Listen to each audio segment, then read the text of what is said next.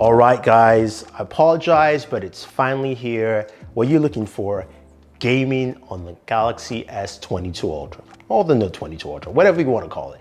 But yes, if you're joining us for the very first time, we do a lot of gaming videos on this channel. And this time we're checking out the S22 Ultra, going over a ton of things about the device. Now, again, go ahead, hit that subscribe button, notification icon, and I also want to give a big shout out to our sponsor of this video, Spigen. You guys know I've been using them for a while. They've got a brand new case right here, which we'll be talking about later on in this video.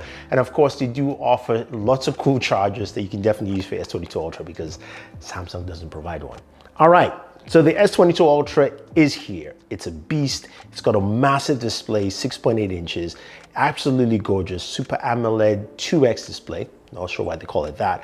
But I like the fact that, look, this display is super responsive, 120 Hertz refresh rate, very fast, very responsive, and it's something that you can play at, of course, the highest resolution at 120 Hertz. So I'm doing that in this gameplay video and in terms of the full performance. Now, this is powered by the Snapdragon 8 Gen 1, the version in the US. Now, if you're in the UK and certain parts of the world, you will be getting the Exynos 2200, which I don't have yet, but trust me guys, once I get it in, I will be doing a gaming comparison between the two, see performance. But some of you are going, okay, what about benchmarks? Again, I don't care about benchmarks, but here you go.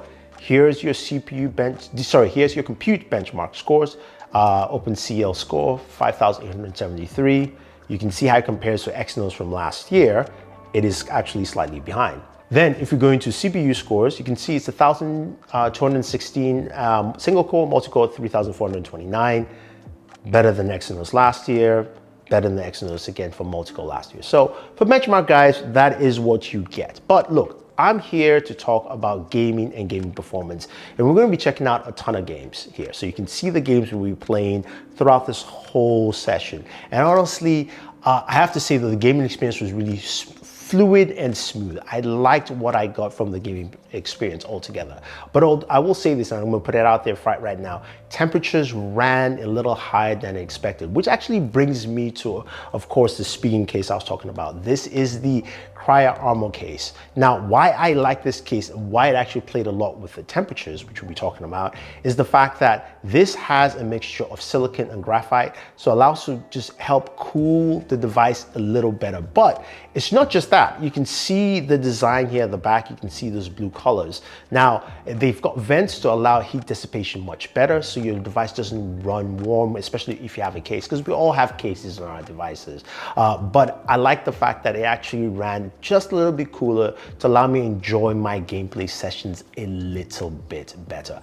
This is an awesome case. Retails for $21.99. Definitely check out. And also, this is also something that is very needed because those temperatures went up to 106 degrees. Now, that might not be too bad because some other devices have run definitely warmer, and it is cooler from last year, but it was something that I noticed. Now, this didn't happen with every single game, and I'll mention the games that actually ran those temperatures too. So the very first game is Call of Duty Mobile, and we, of course, played it a couple of times. I use Gamebench Pro to measure the benchmarks, and as you can see, I've got 3 gaming sessions here, all 60 FPS in terms of frame rates. Go back to the next one, you can see. And you can see now in terms of RAM usage, we use about 1,034 megabits of RAM, and GPU is about 37. Frame rates was 59 frames per second in this situation at 89% of the time, but for the rest it was 60 FPS for 100% of the time. So it ran Call of Duty Mobile very well. Now let's go over to another game somebody asked for. This is actually called Critical Ops. Now I do like this game. It's actually fun to play, and in terms of the benchmarks, it actually did pretty well. It did about 60 frames per second steady, no issues whatsoever. Although it's not here on this tool, you can see it here on screen that it ran those benchmarks very, very well. This is an awesome game to play. Honestly, thanks for actually the heads up on that game. Now, you guys, of course, want to see PUBG Mobile. Now, somebody asked me to play PUBG Mobile with a GFX tool. I just didn't have enough time, guys. But PUBG Mobile, I did put in a ton of hours and a lot of sessions into the gameplay, and playing Smooth Extreme a couple of times here. We started off with 58 frames per second, and then it kind of just improved and got better. We got 60 FPS as well.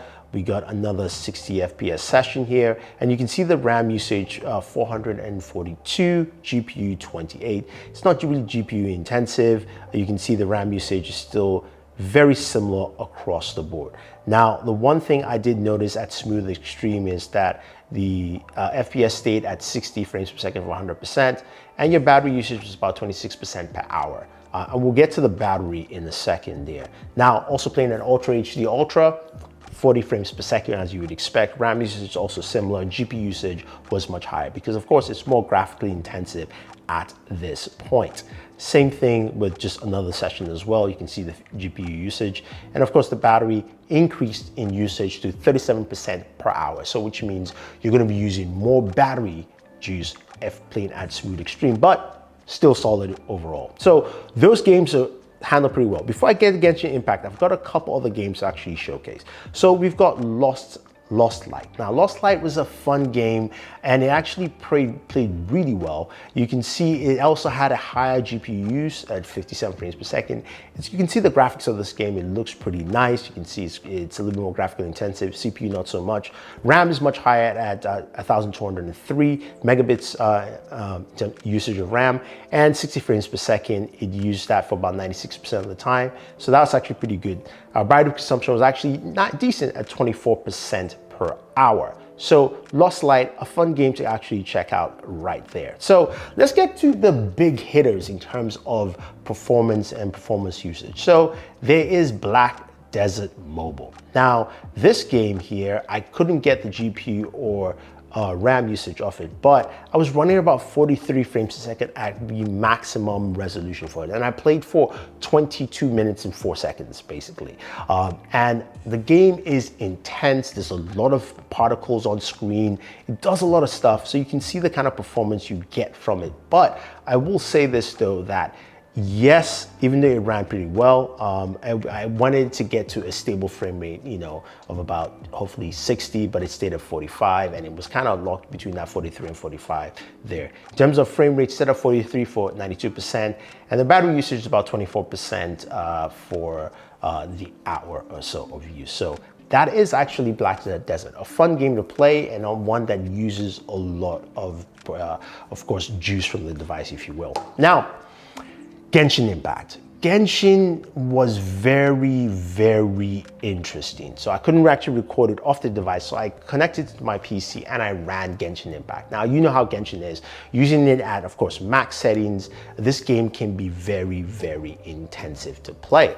And this is where we saw some very interesting numbers. I was getting 42 frames per second. I played for about 20 minutes in one of the gameplay sessions, and I got 42 frames per second, which I was like, that's not good. That's actually worse than last year. So I went back, took my Galaxy S21 Ultra, also, yeah, speaking case, but this is a device right here. I took my S21 Ultra and I played the same game as well. And I got similar results. And I was going, okay, what's going on? So honestly, that is what I got for Genshin Impact on the S22 Ultra. It's a bit disappointing. I'm hoping because the device is not out and it needs an update, because my earlier numbers from last year with S21 Ultra were much higher in the 50s range. Now I'm seeing things in the 40s, low 40s, which is not really good. So that is something that hopefully an update will fix, because I think performance-wise, it should be able to actually hit those marks. So when it comes to battery use and battery drainage, now from the games we saw, it told us roughly around 24 to about 25% battery loss within an hour, at least just what Game Bench Pro told us. But in my actual use case, I got closer to about 15% per hour, which is actually pretty good. It shows cases that this processor does a really good job at just battery regulation, especially while gaming for a long period of time. I had a good session for about 2 hours, and I saw about 15% per hour, getting to about 30%. Sometimes it actually was even less, about maybe 28% in terms of battery loss. So that's actually pretty good, because as you know, the S22 Ultra doesn't come with a charger. And you know, if you need to charge your device, that's going to be something that you definitely need if you're playing for long periods of time. And thankfully, As I mentioned earlier, Spigen does have a charger. This is the Spigen Power Arc charger, and what I like about it, it's a 45-watt charger. It comes with braided cable, and of course it's USB Type-C to each side, and it's a PD charger. It will support the fast charging you need on your Galaxy device. Honestly, it's a lifesaver since there's just no more chargers, especially with Samsung increasing the charging wattage, which you would think they will provide a charger for you. Anyway, you guys are probably asking, what about game streaming services? Yes, I did test out Xbox Game Pass, and it played well. Now, as you would expect, it should. I did try it over 5G with T-Mobile and Verizon, and it handled pretty well on both carrier networks with no issues whatsoever. Locked to 60 frames per second, so that's actually pretty consistent. I also used the GameStar X2 USB-C, which is a USB-C controller. Love that, works pretty well for it too. Also works well for emulators. I actually played a Dreamcast emulator, played Marvel vs. Capcom, and that worked well. No issues as well. So if you're looking to play emulators on your S22 Ultra, you should have no issues with it. The processor can handle things pretty well. I think when you look at this device overall in terms of gaming features, it will handle almost everything. When I say almost everything, we saw that hiccup with Genshin Impact where it just didn't give us numbers that I expected to see. So hopefully that is something that can be patched with a software update, because of course this device is not available on the market yet. So that's something I'll put as a little caveat there. But overall, temperatures were in line to what I expected. And I think this is going to be a device that a lot of people will love to use for their day-to-day gaming. Now, if you guys have any questions or any comments about some of the games, the accessories, or even the Spigen Cryo Armor case, as well as the Spigen Power Arc charger, let me know. Definitely use the links down below to pick them up, as well as also your own Galaxy S22 Ultra or any Galaxy S device. We do have links for you guys down below. This is Thunder E saying thank you, and always enjoy your entertainment.